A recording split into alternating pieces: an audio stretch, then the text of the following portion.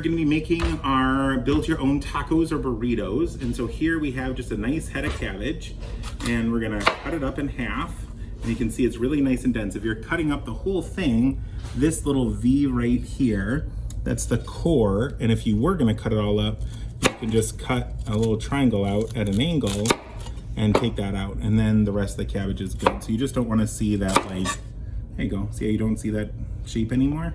So you just wanna cut that out. And then once you cut that out, what we're gonna do is the first part you don't want, because that's just gonna be big, thick. But what I really like with cabbage, especially for tacos, is you wanna almost slice on top of where you sliced before. So almost like you're not cutting anything.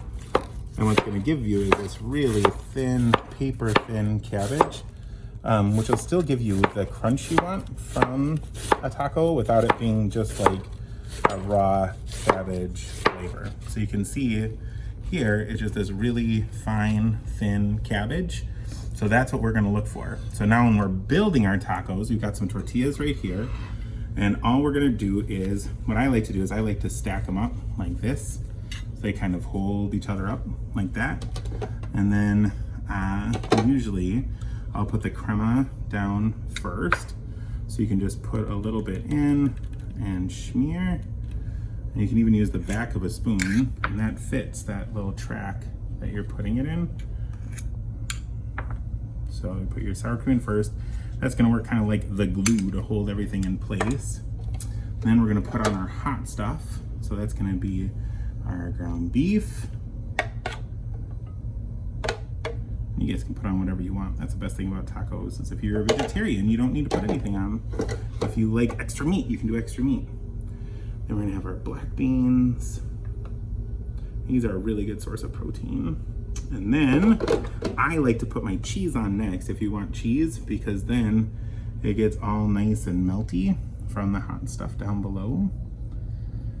And then once we have all of that on, then we're gonna put on our cabbage.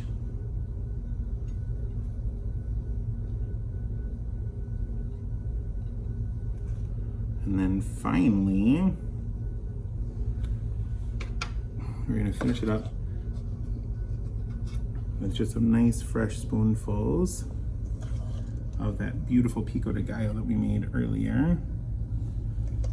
And again, whatever you want in your pico is totally fine.